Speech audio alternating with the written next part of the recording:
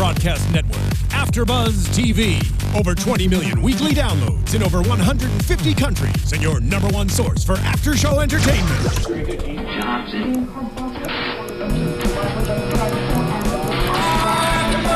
AFTERBUZZ TV, the destination for TV superfans. Producing aftershows for over 300 of your favorite TV shows. Interviewing celebrities and showrunners. And bringing you behind-the-scenes exclusives. All thanks to E! Entertainment's Maria Menounos, producer Kevin Undergaro, and internet leader Akamai. Now, let the buzz begin! What is up, gladiators? Welcome to the AFTERBUZZ TV Scandal After Show. This is season 6.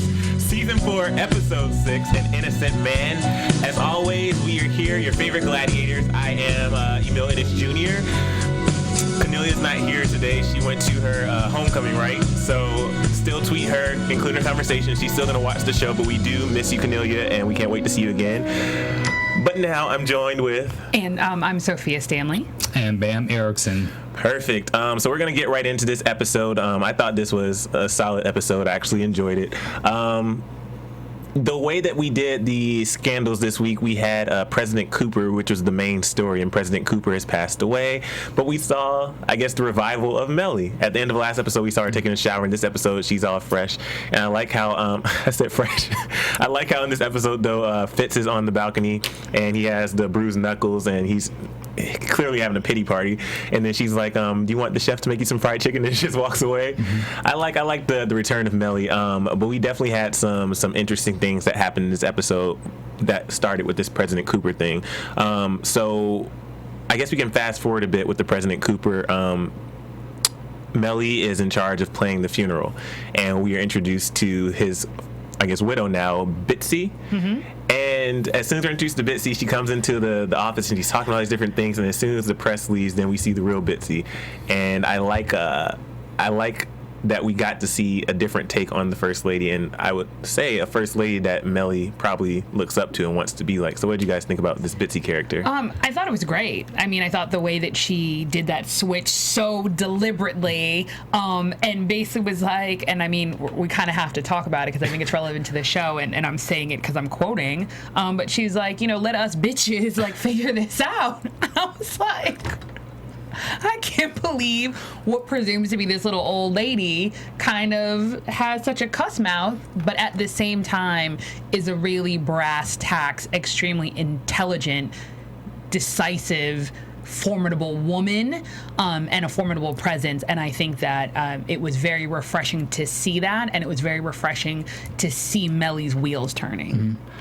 Mm-hmm. I like this whole thing because Mellie finally, at least for this season, finally was able to reflect and say, girl, I know what you're going through. Or like, it was just a moment from First Lady to First Lady where somebody actually knows what Mellie's going through, because, there's always this thing about First Ladies where they always have this kind of little pet project. Mm-hmm. Michelle Obama is doing the whole obesity thing. Nancy Reagan had to just say no. They always are looked down. They're always looked as the first women, the first ladies to have kind of like a pet project to kind of do something to kind of get out of the president's way. But in actuality, there was always talk that Nancy Reagan, she ran the White House. Yeah. There was always a talk that she ran the White House, and she, used to tell former President Reagan, what to do and what not to do. So I like that we got to see a different perspective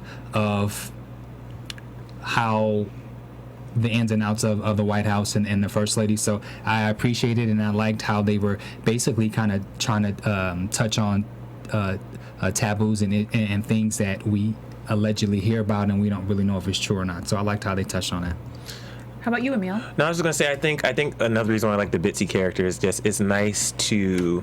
I felt like, not saying there's nobody in the White House on her level, Cyrus, but I feel like Mellie really needed somebody where she can truly talk to them, and somebody who, how do I put this? I feel like, you know how some people are just always on? We talked about this off camera last week. Some people are always on. Even in that moment, as soon as the press left, Melody was still on. She's like, okay, so we're going to do this. And then Bitsy's like, pretty much cut your shit. Like, let's get to the real. So it's nice for Melody to be able to interact with somebody like that. But also it's nice that person happens to be a first lady whose husband also slept with other people. So I like the dynamics between them. Totally. So I want to see what's going to happen with that for sure. But I like Bitsy because after the last scene that her and Millie had, she was like, listen, I got a joint in my purse. Let's go to the Truman balcony and let's light. She just kept it real. She kept it real. I mean, Bitsy reminded me of a little bit of who was the ran against Fitz redhead? Why can't I remember her name right now? Oh, Sally. Yeah, she reminds me a little, like, she has a little punch like Sally, and then she's also smart like Melly. I really enjoy her character, and hopefully that's not all that we see from her. Hope not. But with this President Cooper thing, Olivia gets a new client who shot the president, so they say.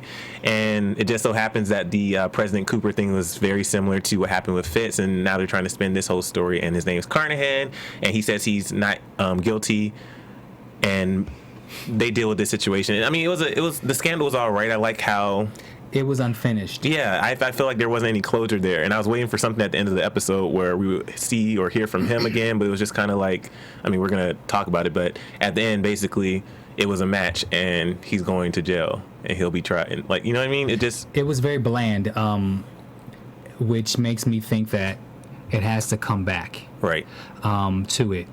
What do you think, Sophia? I'm having a hard time with this because this is actually the first time that I'm thinking about it totally from more of like a legal perspective. And so the whole comment, like the truth has to come out, I don't really know what that means, right? So I'm like, does that mean the truth? So we were talking off camera that not only obviously was there some symmetry with Fitz's assassination, but there's some symmetry with the real life JFK. Mm-hmm. So is it that the truth needs to come out that there really is no conspiracy? Or is the truth that there is a conspiracy? Think about it, because either one of them is detrimental as a country, right? Mm-hmm. So on some levels, as a country, it makes us feel better that we know that it was one person, it wasn't actually a conspiracy, i.e. multiple people, and that we got the person involved and it was a one-off isolated incident. If there is a conspiracy, then that's a larger issue. Right. So when he said, you know, the sun can be, you know, can be shaded for a while, but eventually it will come out again, what are they alluding to? Because to me, they're always alluding to something on this show. There's always like the first level story, and then there is the second level, the morality issue, and then normally it ties to something else. Well, I noticed that at least with this season 4, even the whodunits, the weekly whodunits, it doesn't end with just the episode. Yeah. Take, for instance, the whole thing with Quinn and trying to figure out the key. With the key, you know, that was an ongoing story of a weekly whodunit that started, I think, maybe almost two weeks ago. And so maybe that's the pattern that they're going for in season 4, because I don't see this story ending as dry as it did. Because what's the point in having a weekly whodunit scandal for just this? Well, my only thing is, what are they prepping us for? Because we saw in the trailer after, there's only 2 episodes left before the winter finale. They haven't closed out this Caitlyn story. They haven't closed out this story. So it's like, but it doesn't necessarily. I mean, does there need to be closure within 2 episodes? Because we're renewed. Not we, like I'm a part of it. like I'm getting $150,000 episode that Kerry's getting, but Scandal is not over yet, so they could. I hear what you're saying. I think that what's happening, and I think I may have said it either last episode or 2 episodes ago, before all roads led to Fitz. Mm-hmm. Possibly there's a shift, because I feel the shift. Maybe all roads now lead to Olivia, because they're, you know, and we obviously, and me more so than I think anyone else on this panel, definitely am extremely hard on Olivia, because I feel like she's not being the Olivia Pope. And there was something about her effectiveness today with everyone, even in the weekly whodunit, even though the initial outcome wasn't what she wanted. Theoretically, and I'm gonna, again, I don't know why I'm in a legal space today. She's not theoretically a defense attorney, but in this instance, she kind of was. She's like a proxy for the defense attorney.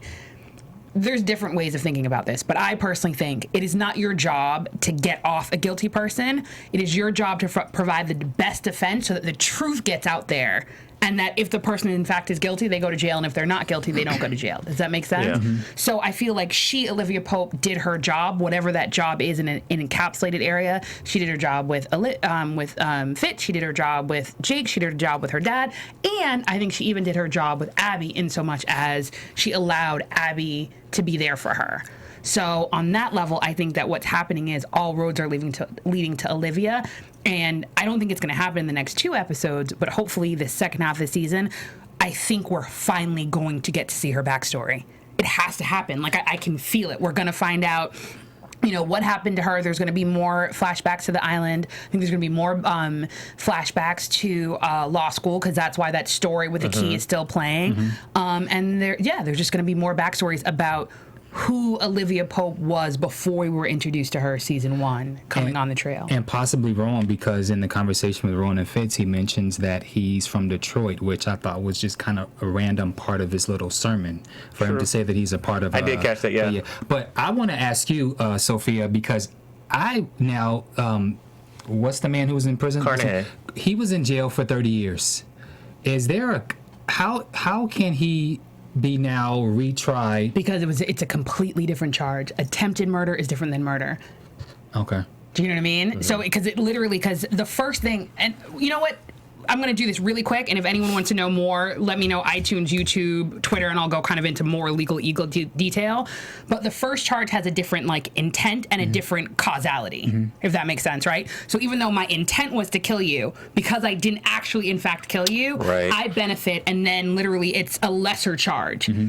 Once you die, and that's why if you've ever seen movies, like in the midst when the person's in jail, it's one charge, and then literally usually the minute the person dies, either going to the hospital, so forth and so on. Now, because the person's dead, it is now murder. And the reason that the charge is, it's not even just in terms of the semantics of the words, but it's a different charge because now the person's no longer with us. It's technically, theoretically, the loss, right? So attempted murder, even though I've injured you, you're still here. So you have a loss, but to quantify it, the loss isn't as great as I've now taken your life. Right. Gotcha. Do you see the difference? So it's one charge for the first thing versus a different charge for the second thing. Gotcha. If that makes sense. And I just have one other thing. What's up? Again, Liv goes and she cuts good old poor David. I was just about to talk about that. And then you have the nerve to ask for a favor. But what I'm thinking now that we're talking about Rosen, and this, let me know if you guys are possibly thinking this too, because we talked about how it kind of ended abrupt with this story.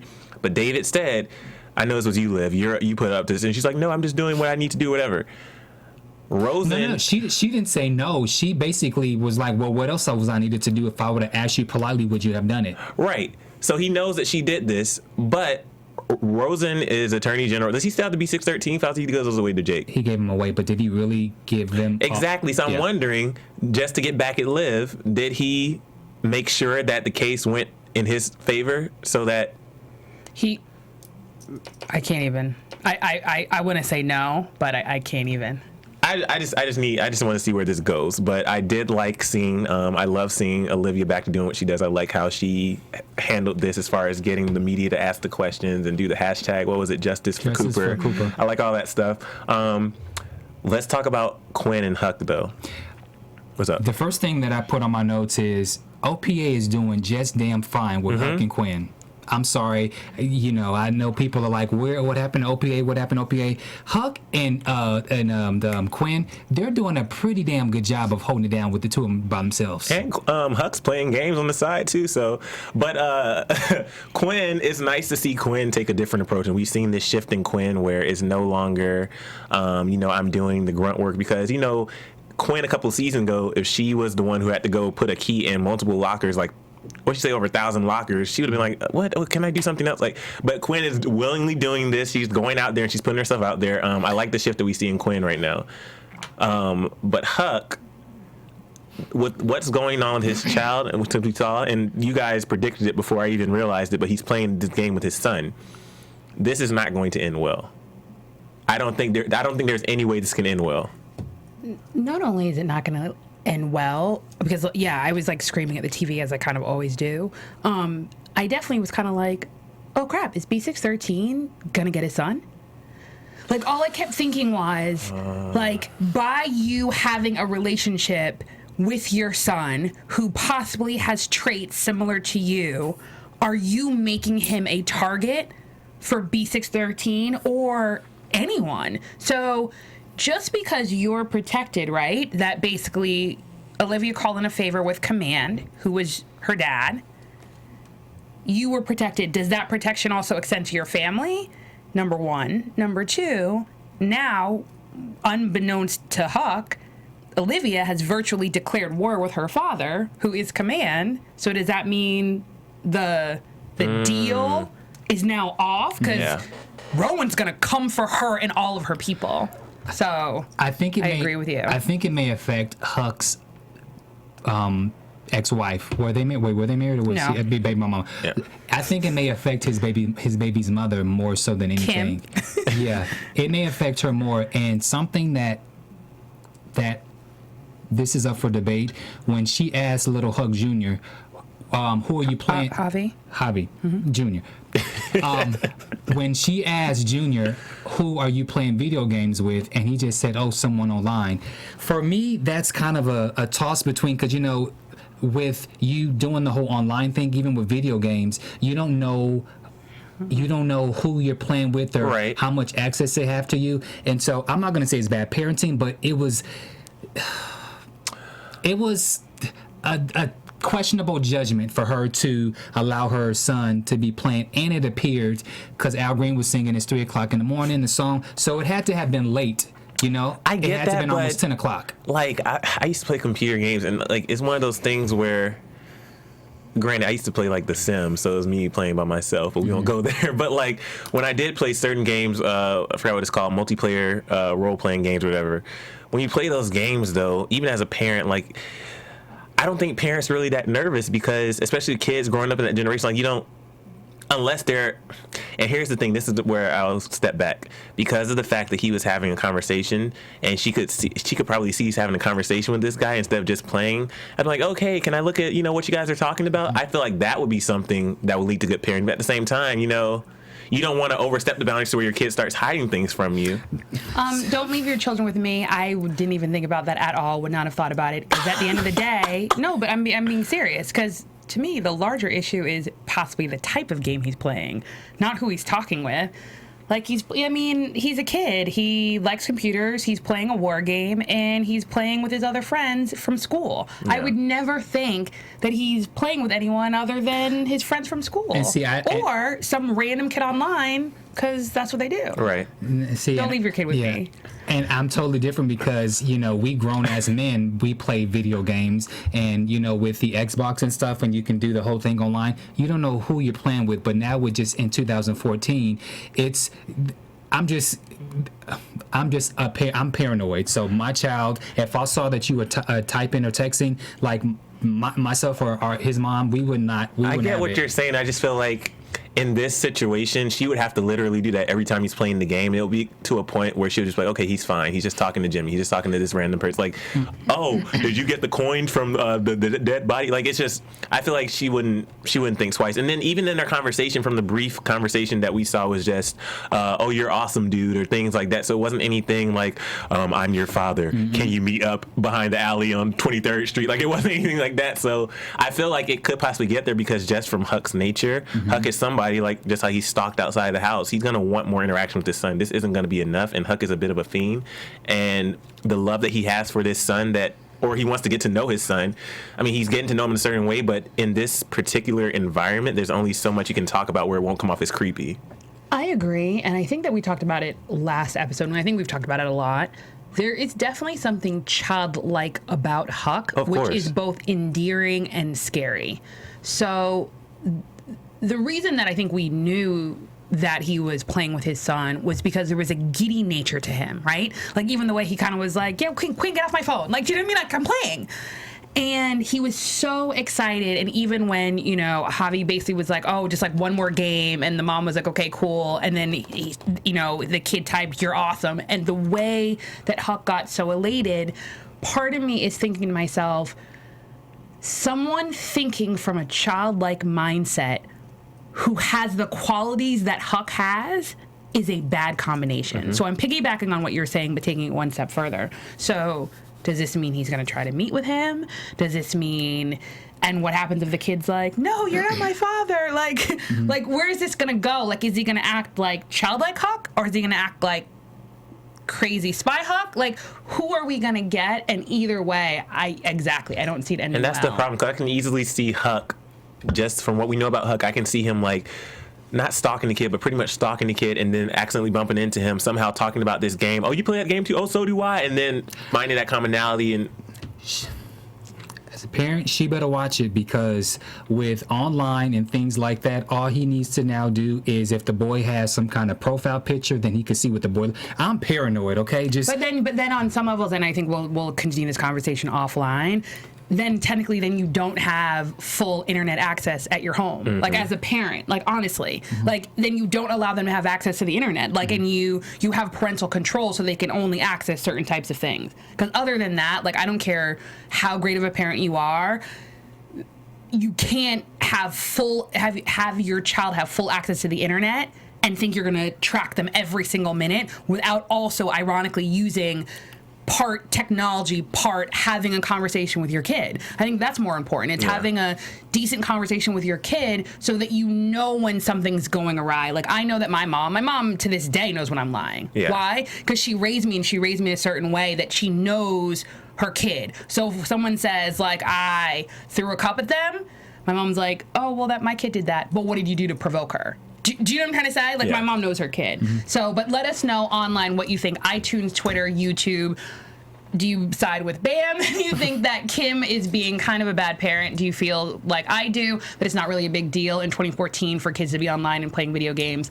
Also, let us know in the chat room. I was actually trying to get onto the chat room, and I couldn't. So if you're in the chat room right now, please tweet us at Sofia Stanley, at Bamm Ericsen, at Emile Ennis Jr., so that we can see what you are saying outside of the chat room, because I somehow can't get access. Go ahead.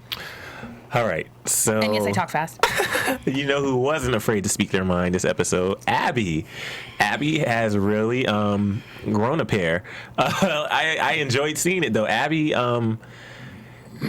in this weird place right now where I feel like she's unsure of her place in the White House. Nobody really listens to her. She's not really doing what her actual job is, and when she does...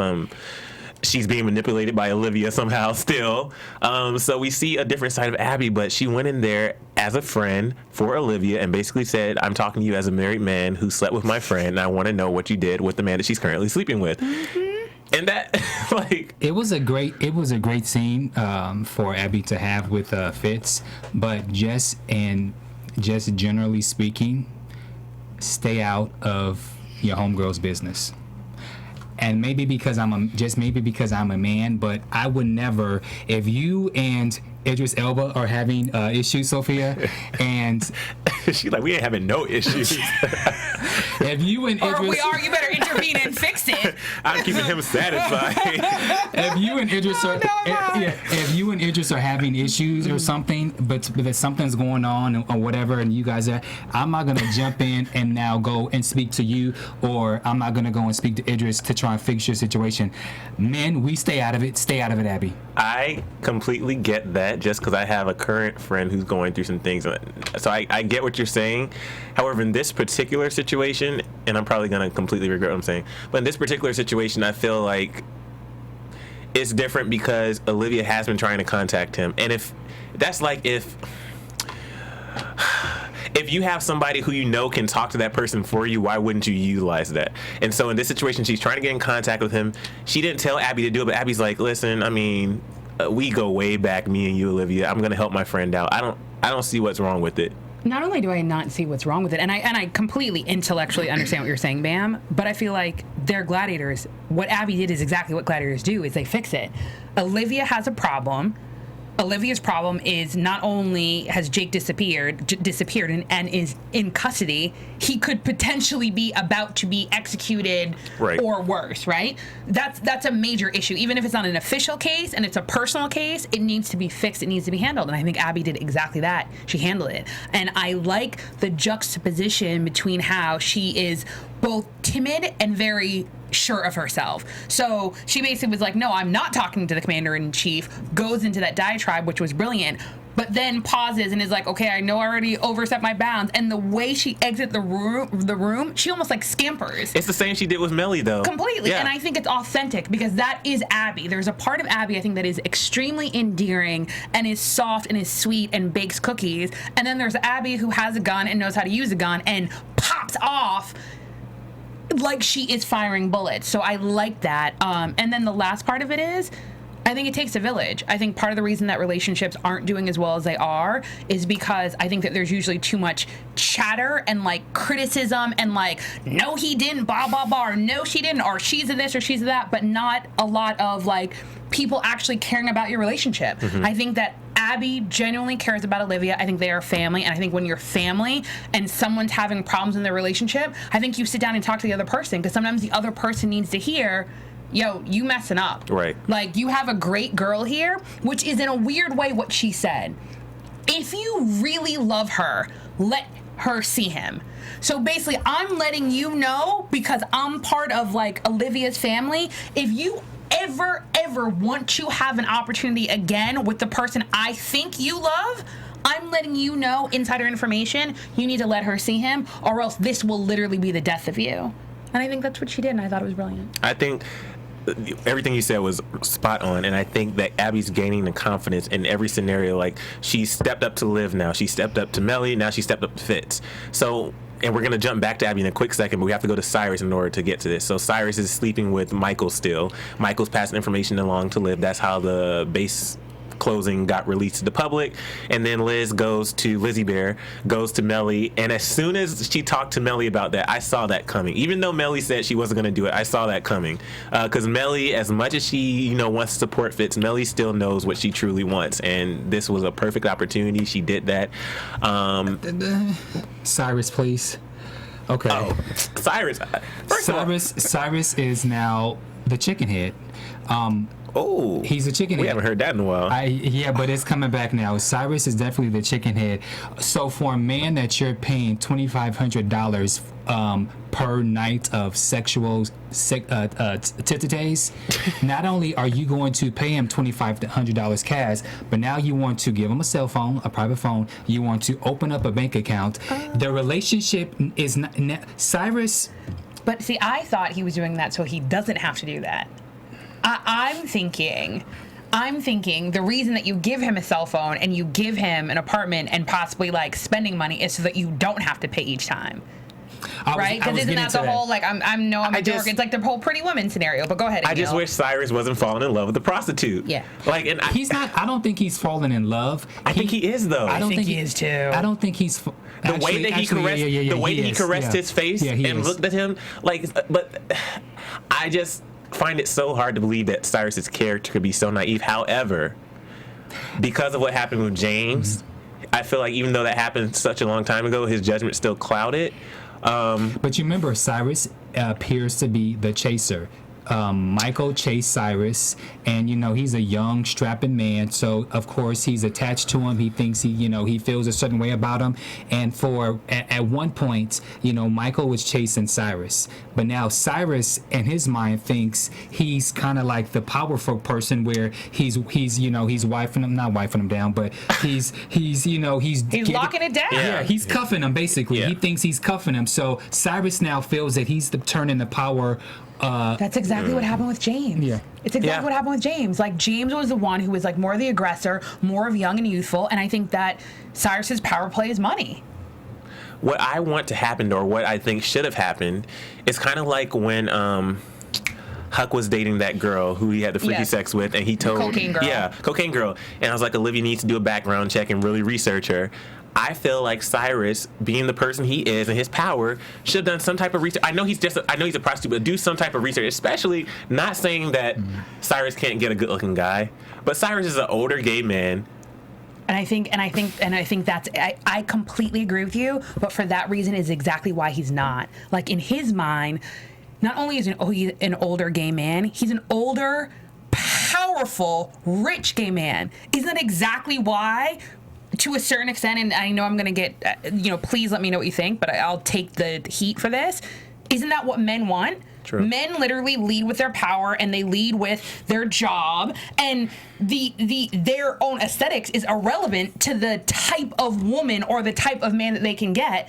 The type of woman or the type of man they get is based on their level of power, which on some levels has nothing to do with their aesthetics. Now, Michael, on the other hand, his power is his aesthetics, right? But Cyrus's power is the fact that he's chief of staff and he has money and he has this thing about him. So, of course, he thinks he can get this guy. And then at the same time, because Michael is playing him with that power of youth and beauty and virileness and muscles and all the rest of that stuff, Cyrus is just giddy. Because the fact that, like you said previously... Did you say giddy or gay? No, I said giddy. Well, he's both, he is gay, but I said giddy. He's giddy like a schoolgirl. Yeah. I think that the problem is that the fact that they don't investigate everyone that they deal with, regardless of whether or not you pay the person for sex, problem. Number two, the fact that he is a prostitute and you pay him for sex. I don't care if he's in business school. The fact that you don't run a background check. Thank you. Problem. Thank you. And that's the thing. Like, I can see if Cyrus just casually met this guy. It wasn't any payment. He was actually dating this person, getting to know him. You want to create some type of level of trust. You're paying this guy. Do your research. Like... Okay, I'm going to ask a question. Okay. So any of you guys or girls online that are listening right now, when you meet someone before you go on a date, do you Google them? Let me know. No, seriously. Real time, 2014, before you go on a date with someone, do you Google them? Do you look at their Facebook page? I don't know if people still have MySpace pages. Do you look on their Instagram, their Tumblr, their Twitter? Do you investigate? You peek? Do you investigate before you go on a first date? Let us know on iTunes, YouTube, Twitter. Please let us know. I want to know your answer, though. No, I'm not. I'll take the fifth on that one. I do. Or I did. I do. Loser. I mean, that was our but engineer, Sean. Sean, you married.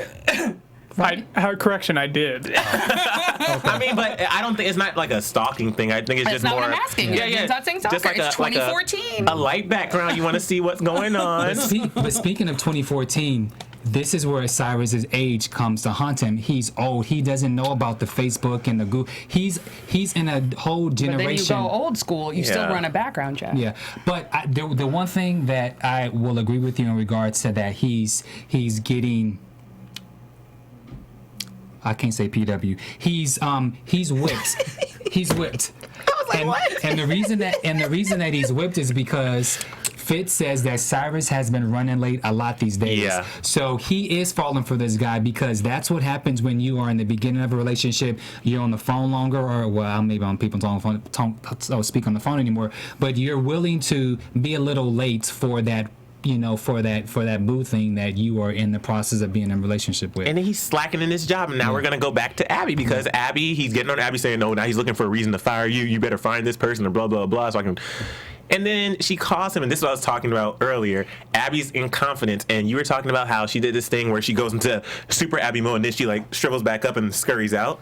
But in this moment on the phone, she's just like, okay, so I did some research, and and I feel like she's finally finding that balance where we're seeing a new Abby now, and it's the Abby I think we're all gonna like. But I also feel like and correct me if I'm wrong or what you guys think, I don't think Abby's gonna be in the White House that much longer. I see her slowly transitioning back to OPA, but it's gonna be a new version of Abby in OPA, somebody that... I disagree. I think Abby is going to be in. I think she's going to be at the White House at least for. I would give it maybe 10 episodes, maybe around February. Ooh. She needs to be there for half of the season because it was said that. That they're going to focus a lot on Abby's storyline. Mm-hmm. So if she goes back to OPA, so who cares? Yeah. I haven't said that in a while, but so who cares? That makes sense. So it makes sense for her to be involved in OPA. And the fact that Olivia now is the, what's the term that you use about everything, all roads lead to Olive. Mm-hmm. Abby's going to be playing a crucial part to this. She's with Melly. She has the whole thing with Melly and Fitz. She has Cyrus and Portia de Rossi. So there's a lot that she can be involved in, so I think that she'll be in the White House for a while. I like that. Yeah. So what do you guys think about what Fitz said? Well, first about Fitz showing up at Olivia's spot, and the funny thing was, I said out loud, I was like, well, at least she looks cute. Mm-hmm. And she opens the door, and she's like, I have to let you go, Abby. And then she opens the door, and Fitz says, what do you say? Abby's a bitch. Yeah, pretty much Abby's a bitch. And then Liv goes on this long rant about, if it was a guy, it would have been formidable or bold. What do you guys think about Fitz and his comment about Abby? It goes back to Mama Bitsy. What's right, Mama Bitsy? It goes back. There was a lot of cross themes between some of the characters, and Olivia said it. Bitsy said it. It's the same thing. No, sorry. No? Let me finish your thought. But I do think that Fitz was calling her a bitch for a different reason than what Bitsy was saying. But it's kind of the same thing about how when a woman does something that you don't like, oh, she's a bitch. The only reason I think there's a difference is, to me, the way that Bitsy, Mrs. Cooper, was using it is in kind of like from like the genesis of the word, like us female dogs, like, and even I think she said like hound. She used another canine term, right? So she's basically like, let us dogs, and so I think do our business, right? So in a weird way, in that situation, I thought it was actually from a powerful place, right? So it basically meant like, let us dogs, like almost like the female equivalent of like, yo, where my boys at, right? Like, let my boys, like, let us handle it, because these men who are not bitches don't know what they're doing. So let the dogs take care of business. That's how she meant it. Okay. How he meant it, to juxtapose difference, right, in the same use of the word, is he was using it to be dismissive, because that's usually how it's used. Whenever kind of we use, and we've used it on the show, I've gotten mad at you for using it. I've also used it. I think these two have a clean mouth, but the both of us have definitely used the term. How Fitz used it is it was being condescending. And it was being condescending because he was not only bettered, but he was bettered by a woman. And I think that usually, specifically men, when they're bettered by a woman and they use the term bitch, they're not accepting or acknowledging the fact that she beat you. Right. Do you know what I mean? And if it was a man, you would be able to be like, oh, dude, like, good job. Or like, oh, I effing ate, I don't like you. Or you're an asshole. But still, asshole still has a different power structure than bitch being dismissive. And so I think that in that microcosm of a moment, Olivia saw him as a brat. She saw him as like kind of one aspect of who he is, which is this entitled, elitist, trust fund kid walking into my house, calling my friend and my former colleague and his press secretary a bitch for stating that he is possibly violating, I don't know how many different rules and regulations and so forth and so on. But she's a bitch. And I don't know what Fitz was thinking when he walked in either, because the way he walked in, I mean, obviously Fitz is confident in himself sometimes, but the way he walked in, he was like acting like he wanted a glass of wine, like they were about to be chummy and all. Buddy, like, no, you have my cut buddy locked up right now. I want to know where he is. You need to tell me. And then fast forward to the scene where they're were they in the White House? In the White House, right? Wherever they were, and they had a conversation, and she's like, if there's any chance of us being together, pretty much you need to release Jake or not give him to my father. And then that whole dialogue with, is there hope, is there hope, is there hope? There's hope. I mean, she's honest. I mean, she was having a nightmare. Not a nightmare. That was a beautiful dream. She was having a dream about the two of them. So you can't. She was honest. So And not only was she honest, and I know that we're kind of running late on time, but I think that scene, we have to go there real quick, that scene where she's dreaming and she basically is having sex and we're not sure who she's having sex with, and she's obviously not sure who she's having sex with, and the moments, and obviously I know the first thing I thought about was when she was having sex with Jake. I honestly was like, oh, see, this is the first time I feel something. And then I was like, oh, it's because then all of a sudden it's Fitz.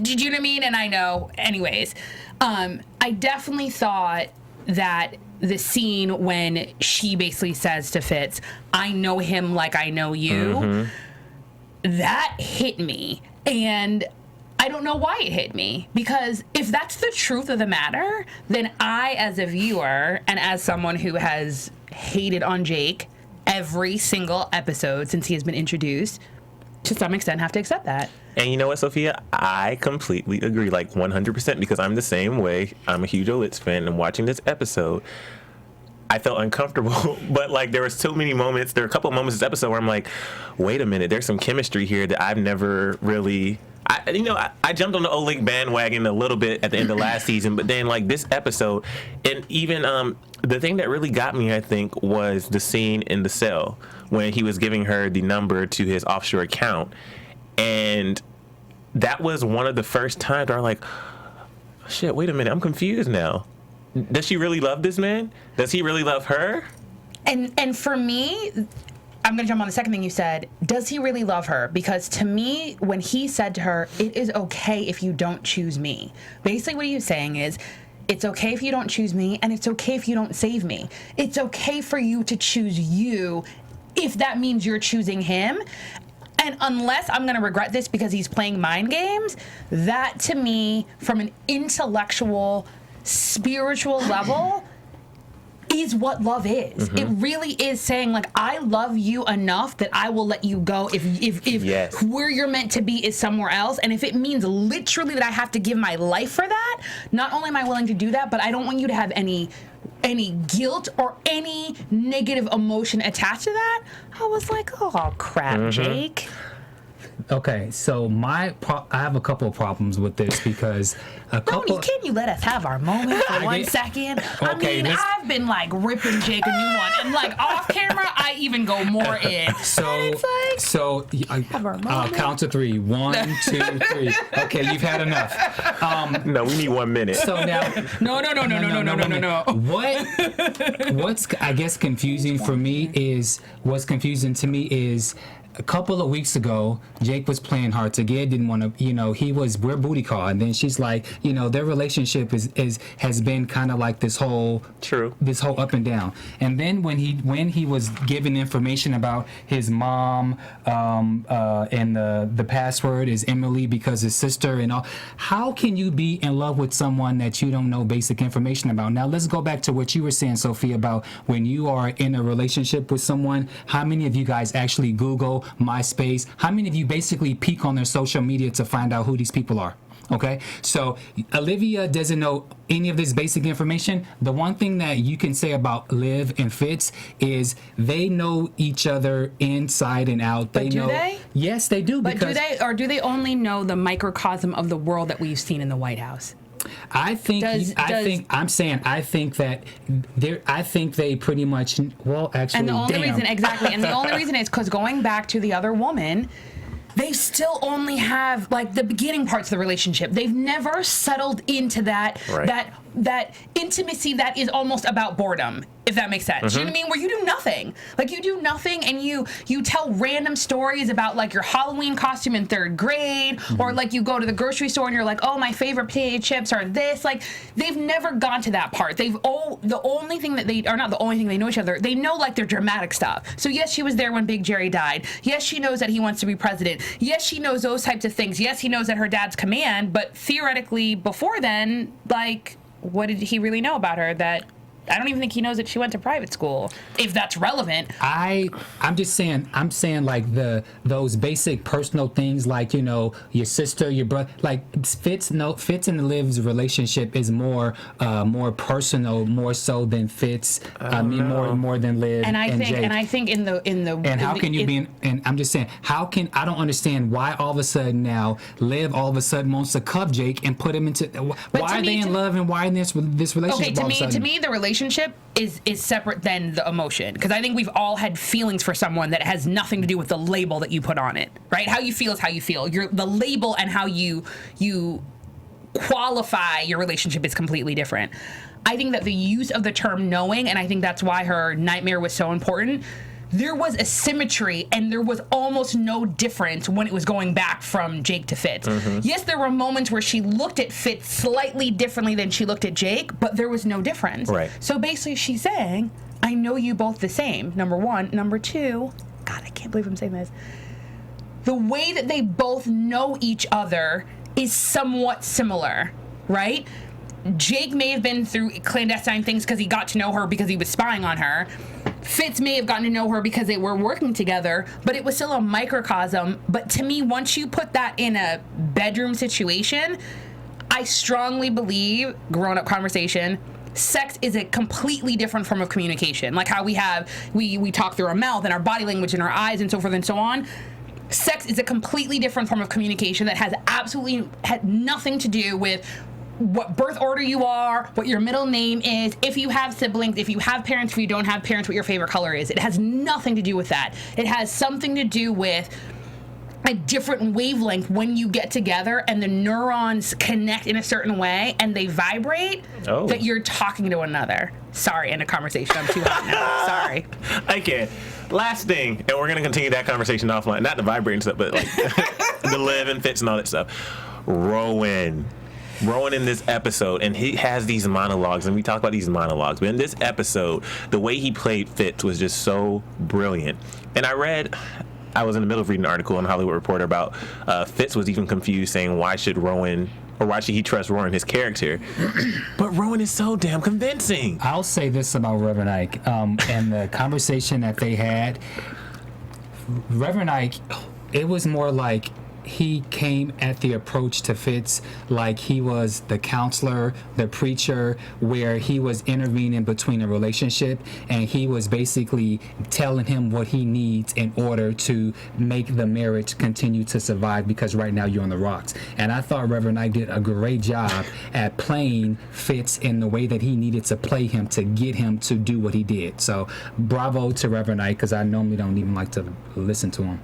I thought it was brilliant, though. And even I thought that, see, we get these scenes with Rowan, Joe Morton, who's incredible, but that scene was incredible. But then fast forward to a couple scenes later with Jake in the cell, that scene was incredible when he was talking about how he played on Fitz's emotion and how he's the daddy and the priest and all these different things. And then he tells Jake, what did he say? I have it written down. He said something about command. Somebody talk until I find it. I have to find it. Oh, he basically, he goes something that kind of like, he's like, you can't own command owns you.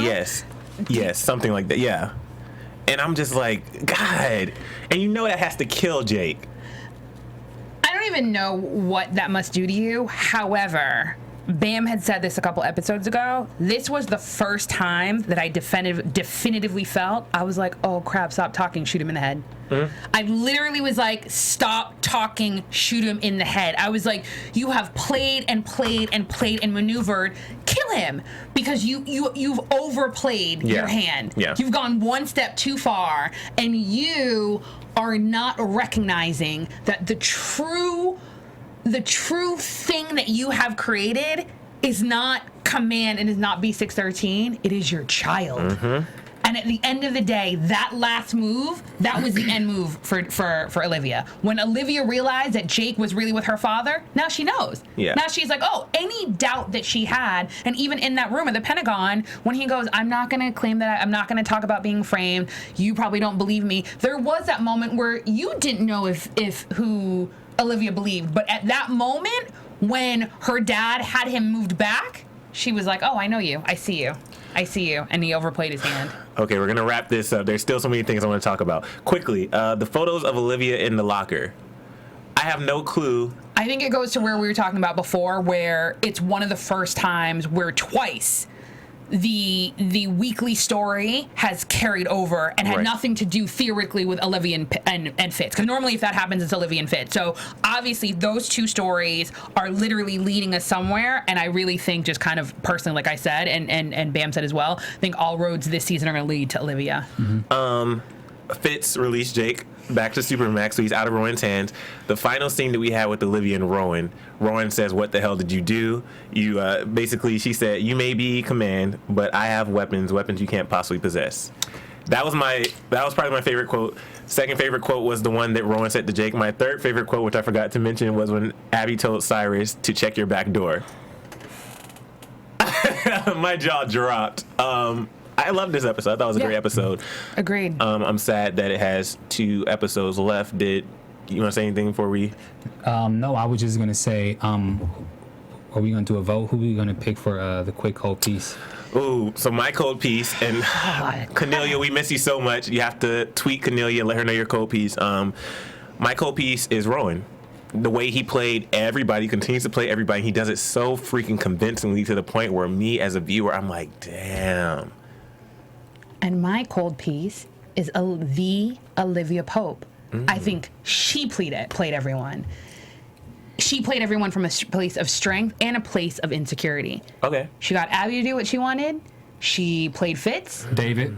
And Oh my God. at the end of the day, Her daddy. her dad. Wow. I will agree. She's the Olivia Pope. Yeah. Totally. Okay. I like that a lot. Yeah. So please, at Cornelia, let her know who your cold piece is. Yeah. And just hashtag cold piece. Yes. And make sure when you're tweeting us tomorrow, make sure you include Cornelia in the conversation. Predictions. I think for mine, it's kind of the same thing I said. I think all roads lead to Olivia. I think all roads lead to Olivia. I think And we're finally going to see. I'm sorry. AfterBuzz TV predictions. All roads lead to Olivia. I think we're finally going to find out about her backstory. And I think there is no way that it is a coincidence that Fitz shot down the plane of Olivia's mom, that obviously there's a backstory with Rowan and Cyrus picked her to come on the campaign. There's somehow always been a connection you're right, yeah. with Fitz and Olivia that predates something that we don't know about. And I know we talked about, I think, like season 1 or 2 or way back in the day, but all roads lead to Olivia. Something's going to happen there. My only prediction is when Rowan was confessing to Jake basically in the Pentagon, with the fact that that Fitz was there earlier, Liv was there earlier, I just felt that was a very childlike move for him to reveal this information. So I'm wondering if that's going to come back and bite him in the butt for him verbally saying that. I was wondering that too, when yeah. You have so many people that's looking in the windows and so forth. So I just wonder if that's gonna bite him in the butt. For me, I predict that Harrison is going to come back as a ghost. I'm just kidding. I have no predictions. I love your predictions. I was excited for this episode. I can't wait to see next week. But yeah, I think it was a great show. Where can we find you guys online? You guys can find us on. You can find me at Bamm Ericsen, and don't forget when you guys tweet us, make sure you guys do hashtag Scandal AfterBuzz when you include all of us in social media. On Twitter and Facebook at Sofia Stanley. And for me, at Emile Ennis Jr. and on YouTube, Chasing LA. I love how we coordinate today. We're in like the black and gray thing. I don't know how we do it. Happy Halloween, everybody. I hope you have a lot of fun. Don't get crazy. I know it's on the weekend. Don't get too crazy. We're not doing costumes this year, but go to Sophia's Twitter and you can see our costumes for I think season 2. Hot mess. But anyway, we'll see you guys next week, same time, same place. Bye guys.